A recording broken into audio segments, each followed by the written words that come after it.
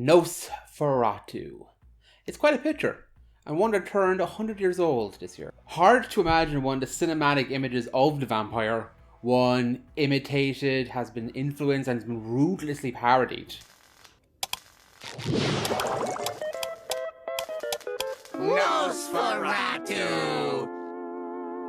Is a century old now, and there's a lot about this film that really shouldn't be overlooked. It's hard to fathom now, but the image of the vampire on film, not to mention horror in general, was not really something that was kind of nailed down in the early 20s. Thanks to the influence of German Expressionism, F.W. Murnau's deft hand, and Max Schreck's incomparable performance as Count Orlok, the vampire became prominent in celluloid. It wasn't the first depictions of vampire in film, but it was one of the earliest, most prominent ones, and it gave us long gazes, big shadows, and predatory stalkers that go through the night.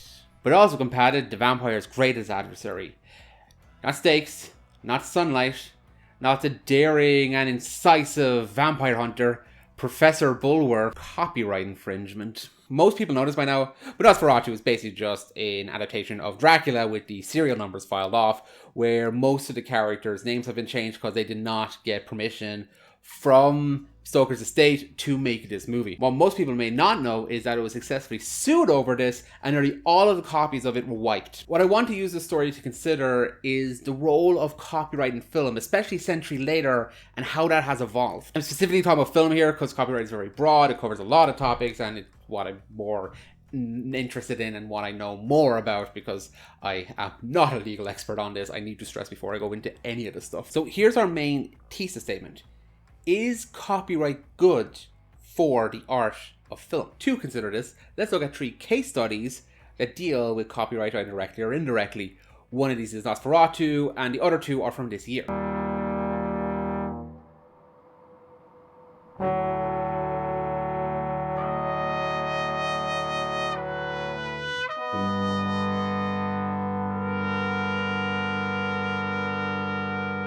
So this one, gotta admit, I thought it was more of an open shut case of the fairness regarding this. I mean, Dracula was the big vampire novel at the time. I expected before I did any research for this video that, you know, it was the big greedy estate trying to stamp down on these poor, defenseless little filmmakers, little independent film house that was just trying to make a good rocking little vampire picture. Nope. Stoker's estate was actually really indebted at the time, and Bram himself had been dead for roughly a decade by this point. His widow basically carried the burden of his debt. She was really destitute, and she actually kind of resented the novel at the time because it was the most popular thing her late husband had written, so it was the vast majority of the little income she was getting in. So yeah, while Nosferatu wasn't exactly a big boy, it did get a massive promotion at the time, a massive premiere, and they were really shameless in how they promoted that this was an adaptation of Dracula, where, as far as I know, there's been no evidence to suggest that the producers or anyone involved in this ever tried to reach out for the estate to get permission. Even by modern day standards, that's pretty blatant. If I was in the shoes of Florence Balcom, Stoker's widow, I'd probably sue them as well. But however you feel about it, fairness or underdogs or whatever, this very nearly destroyed Nosferatu and stopped it from being seen by anyone outside of the very limited screenings it had in 1926. Hell, it also would have probably destroyed one of the most seminal parts of vampire lore. One of the major changes from the novel was the ending, spoilers for a 100-year-old movie by the way, where Count Orlok is tricked by Ellen Hutter, who is the Mina Harker stand-in here, to feed on her as the sun is rising, and when the sunlight hits him, he dies. Yeah, Dracula wasn't actually killed by sunlight in the novels. It weakened him, but it wasn't fatal. This movie amplified that and made it an essential part of vampire lore. Most vampire stuff you see nowadays, they are either severely weakened by sunlight, or they're killed, or they sparkle, whatever. It made it more of an import to the vampire mythos. Not only would how vampires are depicted have changed irreparably, it may have stopped this incredibly important part of the lore from not being cemented within the canon, so to speak. So I don't know, above all else, I'm glad this movie exists, even if they broke the law to get it made. And I mean, look, I don't think Balcom should have been as destitute and struggling as she had been. But at the same time, she actually got way more money and was pretty financially comfortable by the end of her life by selling the rights to Universal so they can make their movies way more money than she got out of this lawsuit. And yes, you can argue if copyright existed, Universal could have just made the shagging thing without actually having buying the rights off of Balcombe. But at the same time, this brings up the bigger question of how the hell she ended up destitute in the first place. I didn't really look into his financial situation because it wasn't really relevant to this video, but at the same time, that wasn't because people were making unauthorized versions of films based on his work. And I mean, Dracula went into the public domain by the 60s anyway. Like, the biggest crime these guys seem to have made is not waiting 40 years to make this movie. It's an interesting example when we talk about copyright because this film is so influential, not just for vampire lore, but for horror movies in general. And had it not existed, we'd have a different landscape of how horror is made, and how it is presented. Maybe it would have gone the exact same way. We don't know because that's not how history went. But times have changed. Copyright has become way more stringent. And Hollywood has become a lot more corporatized and IP driven. Both have kind of just warped together to give us the worst possible outcome. But what happens when these properties escape the horrific grasp of intellectual property?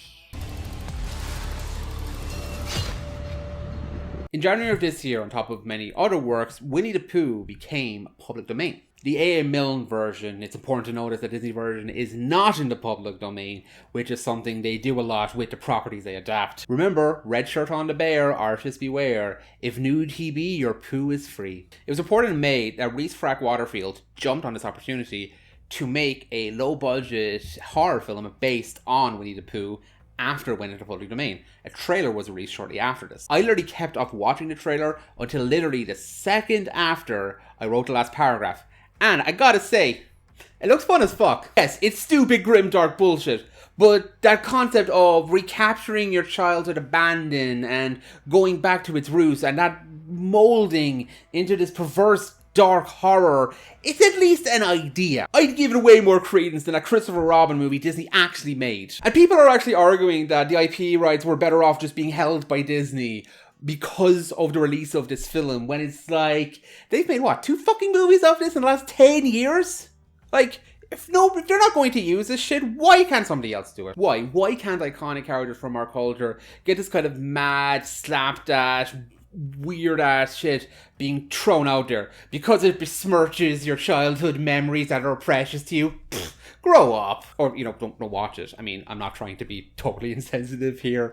I understand that this stuff is really dear to people and people have complex feelings around it. So if Winnie the Pooh meant a lot to you, I can imagine this movie feeling a bit like a slap on the face. But having said that, the argument that people shouldn't be creative with these ideas, it's a step too far for me. Because I'll take shit like this over whatever sanitized, edgeless garbage Disney will just shit out because they think it'll make them more money. And yeah, I mean, maybe Winnie the Pooh isn't the best example because its target demographic is mainly really young children. But at the same time, look at Marvel. There's this popular adage that superheroes are the new Greek myths. And while uncoupling that idea from the kind of mass-marketed branded stuff that it's, used to shill out is complicated and it is way too big for the scope of this video.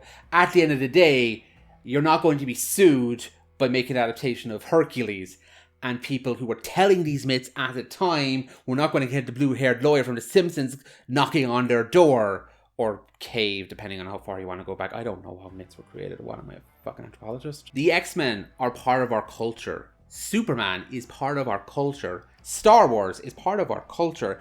And yet, all of these properties are being used to make money for billion-dollar corporations, completely separate from their, not only the public to do how they wish that, they want to adapt with it, but from their very creators themselves. I mean, most of their creators are dead, but that's beside the point. Well, most of these superheroes barely made cash for their creators. Trust me, going into the legal realities and ownership of superheroes and their creators' comic books, it's a lot. George Lucas got a very handsome payout for selling Star Wars to Disney. But what's the line here that the people who are most deserving of creating these properties are the dudes who have the money to buy them? Like, parents can't put Spider-Man on their child's grave, but Disney and Sony can continue to spin the wheel and just throw out unoriginal garbage over and over again until they come up with one inspired idea for a Spider-Man movie. Hey Disney, why not go after the cops who are using the Punisher logo to, enact their violence? That's an idea. And we see them take these icons and bulldoze them into the ground with this soulless attention-grabbing shit into the Spider-Verse's slaps. By the way, just to trot it out. But some schlocky little film some dude made from these beloved icons, that's the future you have to worry about. A couple of years back, Jack Kirby's estate attempted to sue Disney in order to get the rights from his characters back to them. If they were successful, that would have put them in control of the most billion-dollar characters to ever exist. And sure, if copyright was not here, Disney could do what they want, rah rah, but while it is here, I'm on Jack the King Kirby's side, motherfucker. Hail to the fucking king, baby. And all I remember is the petulant whining of people who think this would destroy the Marvel Cinematic Universe. 1. Oh my god, I care so little I almost passed out. 2. You people are insane if you think Disney were ever going to let it get to that stage, and spoilers, it didn't. 3. Even if that had happened, it's worth losing the MCU if it means that these creators are treated fairly by the rules of copyright. Jack Kirby created or co-created a lot of these characters. Kirby should be the one getting the benefits, right? Well, Kirby's family, if you want to play it like that. And that's the thing. If billionaire giants get such an unfair advantage in this stuff, then copyright is not this sacred cow protecting the artists you want it to be. It's protecting corporate interests. Gone are the days where it's widows trying to get themselves fairly paid in terms of the law. And yeah, when the Blood and Honey trailer came out, people were going like, oh, if copyright was lost, we'd get all these terrible stuff just flooding the market, which I'd argue that's really, you don't understand how films are made, but let's ignore that. Let's just play out this idea. So can Disney. Freely make any movie they want with these characters and these properties with their massive resources, their incredible marketing team that has embedded into our skulls. And all they have to do is make stuff that's more interesting and more creative than whatever some dude with a stick and a dream can make from his backyard. Or hers or theirs.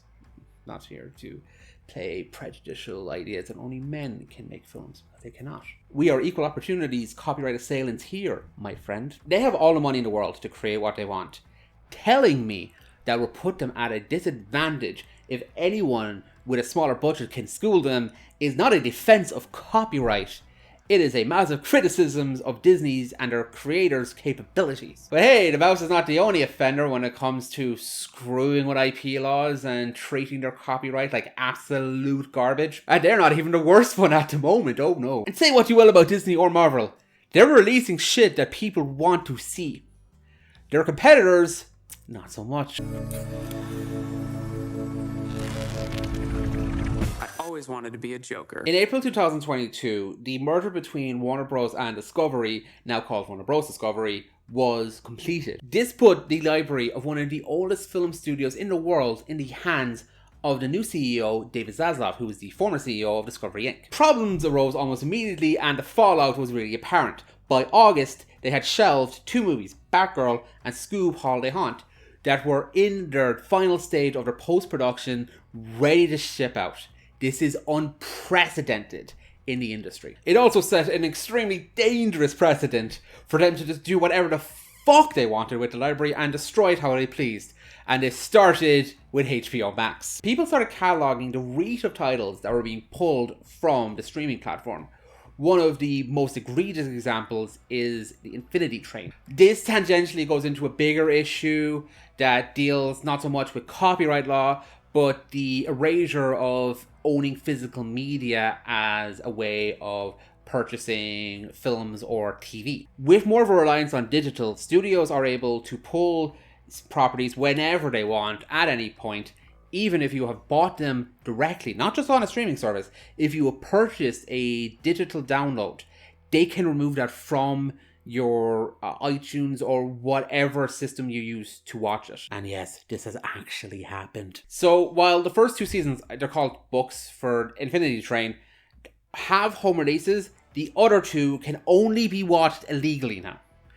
HBO Max was the only place you could watch them, and they have been removed from that platform. All of this to save a few bucks. The preservation and sanctity of art shat on to save a few bucks, and they will do it without any care in the world. This leads to a really interesting example of somebody going, fuck these corporate monopolistic dickweeds and their number crunching bullshit, and let's just release something from one of their properties if they're not going to do anything interesting, that we are going to do something themselves. Whether this was the intent of this film or not, The People's Joker. This also ties into the fact that most corporates suck at doing queer shit, by the way. The People's Joker is a parody of, well, you can probably guess that the DC film they're focusing on here is The Scarecrow. Directed, co-written, and starring Vera Drew. It essentially reimagines the Joker as a trans woman, Drew basing this on a lot of her life experiences while doing an edit of the 2019 film, The Joker. It's a clever way to work queer rep into a genre and a medium that tends to push them aside, especially for the big blockbuster. The comics are a little better at this, but that's aside. That's another fucking argument that I don't have time for in this video. The film was set to premiere at TIFF with a bit of scrutiny, especially when you see the trailer. It's got a lot of like low budget kind of aspects to it, even though it's a comedy, so it can get away with that. But there's general excitement and appreciation for the clever genre bending stuff and just how much kind of herself that Drew put into this project. And of course it wasn't meant to be. In September, after a couple of screenings, the film was eventually pulled from TIFF, and after a few weeks was taken off the festival circuit entirely, where a few screenings had been arranged. The reason was that Drew had received an, and I quote, angry letter, and decided that legally protecting herself was the best course of action in this moment. Yes, it wasn't a cease and desist, it was a letter that was angry. Now, I need to make this as clear as possible. Neither Drew nor Warner Bros. Discovery have said it was the latter. Drew just said a media conglomerate. But let's pretend this media conglomerate had the power to stop Drew from doing this in terms of holding the copyright of the character of the Joker, just for fun. The movie is clearly parodic in nature and is very clearly not taking itself too seriously, so this brings up the idea of, would this be counted under fair use and parody clauses? The short answer is it might. So something that folks don't seem to realize about the fair use doctrine, it's propagated by how YouTubers frame it in a way of saying like, this is how we get our stuff out of being copyrighted to death and, you know, being able to do the work we have if we use other mediums to do our stuff, is that it is not a legal protection. It is a legal defense. I'll link a Stanford blog below that goes into this in more detail. Please don't take this as being definitive. I am not a legal expert. I have no training in copyright law or the law for that matter. This is just my understanding of it based on my own reading. You should do whatever reading you can yourself. But from my understanding, you can 100% still be brought into court by the copyright holder, and it's up to the discretion of a judge to decide whether your work falls under fair use. This includes satire and parody, depending on the country. Again, this shit is complicated. I'm not here to lecture about it. This is just my understanding of how copyright works and how it wouldn't have really helped Drew in her case. So even if you're in the right, the copyright holder still has all the power in this situation. Not to mention that most copyright holders tend to be extremely wealthy and likely have a legal team on retainer. When it comes to copyright stuff, and if people fight back, especially on YouTube in this case, most of them will not spot her, because especially in the context of YouTube, it just looks kind of tacky to basically sue some kid making a Marvel fan cam to death when it doesn't really hurt your market share overall. So they mostly just ignore it, especially if the creator is persistent enough. Because most people, they don't want to go to court over this shit when it's really not worth it or really in your favor to do any of this, when it's just easier to leave these people alone. A parodic retelling of your billion-dollar movie with transgressive, elements to it, with just getting a lot of festival buzz, that's something that would probably catch your eye a little bit more. It's something you might want to squash down on if you are the copyright holder and you really care about money. Which I think I'm not going to exactly win a Pulitzer by saying that that's what most of these people give a shit about. I can't imagine people would think this is out of character for Zaslav and his team to do something like this, especially with everything that's happened with Warner Bros. Discovery over the last year or so. A media conglomerate, whichever one has the means, motive, and legal reason to send a fan mail in reverse to an independent filmmaker, I'm sure. So, fair use may not protect Drew or her team in this situation. It also could, but do you want to take that gamble against one of the biggest media conglomerates in the world? She's waiting for a bigger distributor to get involved with her film and give her more of a legal protection in case this stuff comes up again, which is smart. But this overall begs the question, who wins in this situation? Not those who want to see the People's Joker, like myself, of course, but I don't even think Warner Bros. Discovery wins here either. If they are the ones involved, wink wink, nudge nudge. They just look like petty morons. I mean, a bare bones parody of one of the most financially successful movies in the last few years, it's probably not going to hurt them overall if people just see the fucking thing. All this does is turn Drew and her film into this martyring cause. I mean, there are people who probably want to see Joker, or want to see the People's Joker, or want to see both, but I can't imagine one would see the People's Joker over Joker. Unless there are me, maybe. I may be the exception here. I'm really looking forward to watching it, though I can't wait for Vera Drew to back herself legally, because that's way more important than me watching some movie. But yes, I really want to see it. It looks like fun. That's the way it's done. You know, you can't be weak on this, or everyone will make fucking movies on your cherished properties and call it parody, I guess. Whenever I hear arguments like this, I'm like, do you know how fucking hard it is to make a movie, dude?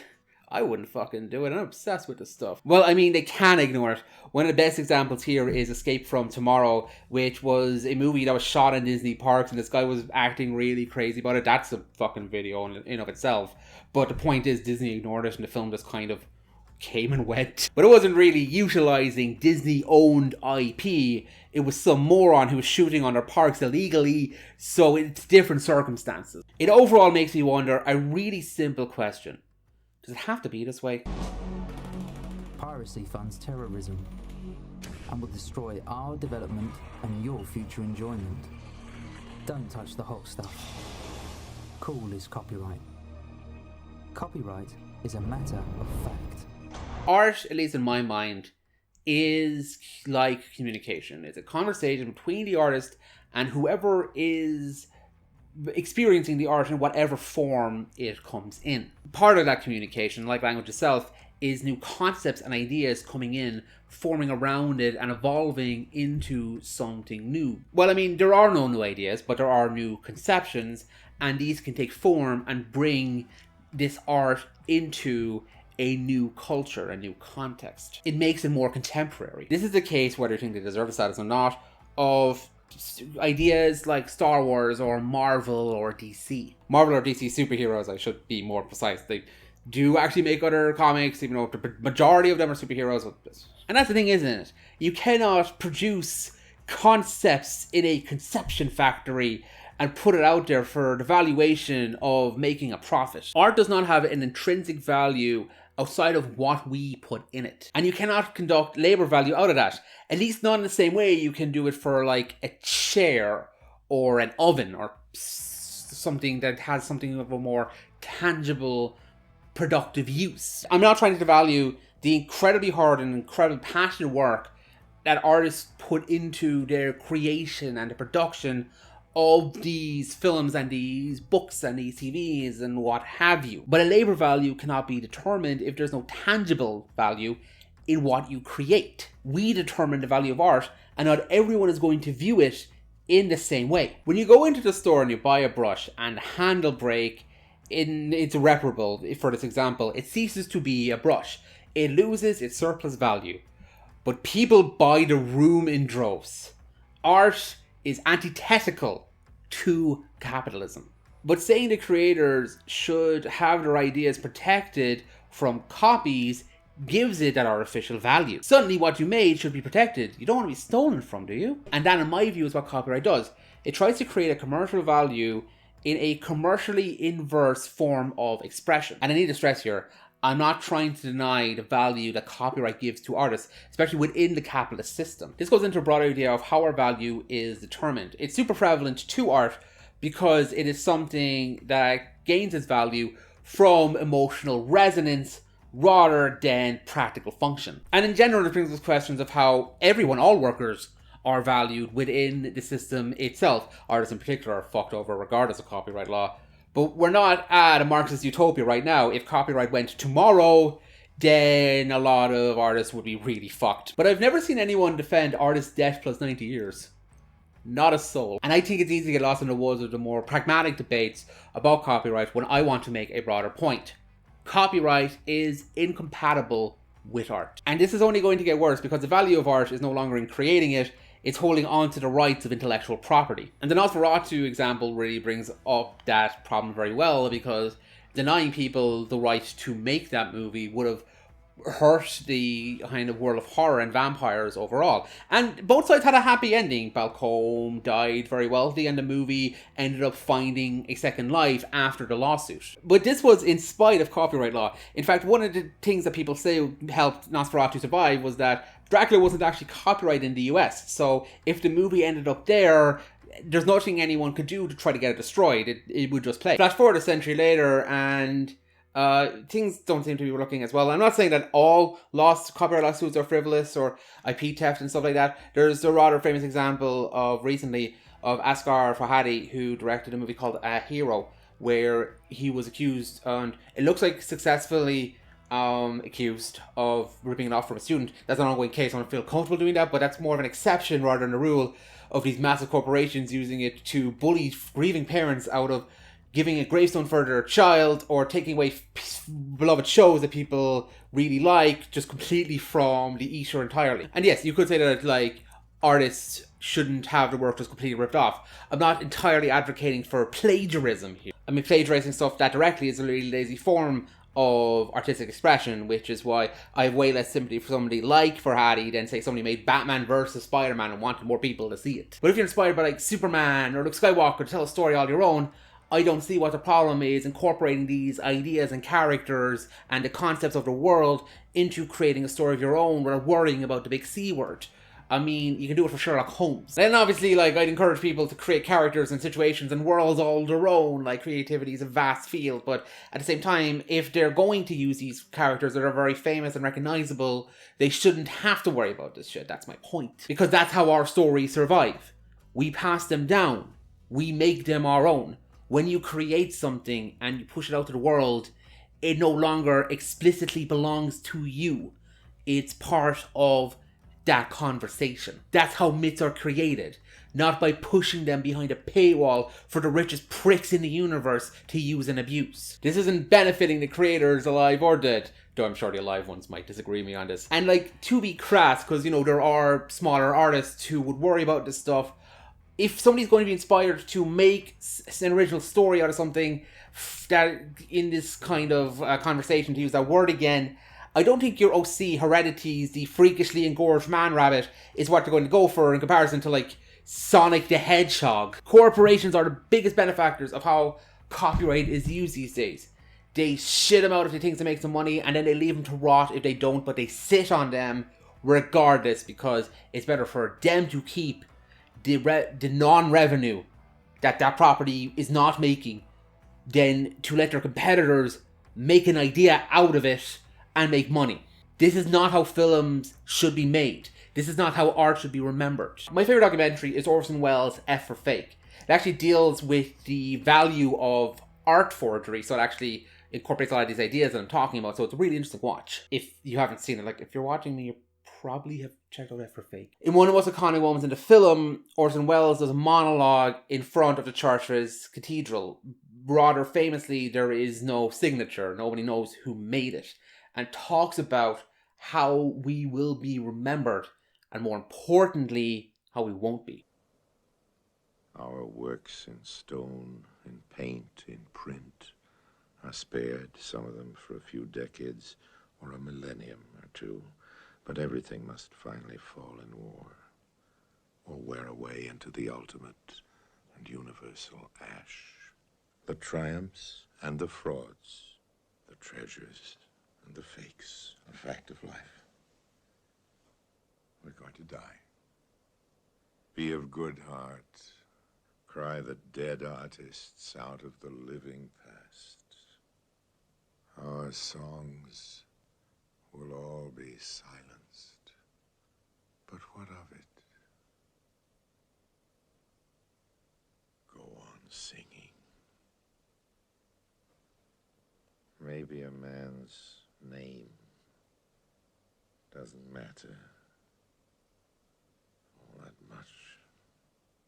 It's a rather humbling reminder that what we create, if we create and it gets popular enough, may keep our legacy afloat.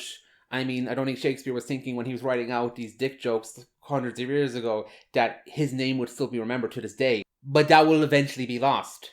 These will be forgotten. Whatever about the financial compensation of the hard work that people put into to create this, what's important is that it's remembered in the tapestry of life, of art, of culture. It's better remembered to be inspiring people and letting it flourish and create a life of its own. Because Batman supervillains being reimagined as trans and beloved childhood teddy bears becoming homicidal and schlocky B horror shit, basically, it's a better way that these things will be remembered than if they're behind a vault at the whims of thousands of pricks in suits. Maybe you don't see it, but our songs are all the brighter if we all hold the sheet music as we go on singing. But that's just me. What are your thoughts? Thank you for watching and getting to this part anyway. This was a little different for me. I don't tend to just do more structured, I guess, rants or something. It's more of an open-ended question. I actually am interested in people's perspective on this, because I think copyright's kind of this very complex, multifaceted kind of beast that has affected the world of art for centuries, really. So I think it's something that's worth considering as we move forward and the way we consume art changes and evolves and all that other stuff. If you like this, I hate doing the whole I'm a real YouTuber and I just do this stuff. But yeah, if you like this, give me a like, comment, subscribe. Star Wars, you swear blood vengeance against me, or give constructive criticism on my thoughts. I am actually interested. Please, if you can, I would check out Blood and Honey and the People's Joker. Sorry, I nearly said the Killing Joke. The People's Joker. My apologies to Vera Drew. When/if they're ever available to be watched, because I'm impatiently waiting for, especially the People's Joker, considering everything that's going on with it. But both films actually I'm really interested in seeing. So yeah, you should see credit for my thumbnail artist. She has her own YouTube channel, so please check her out. She is great. And I will see you next time. Bye.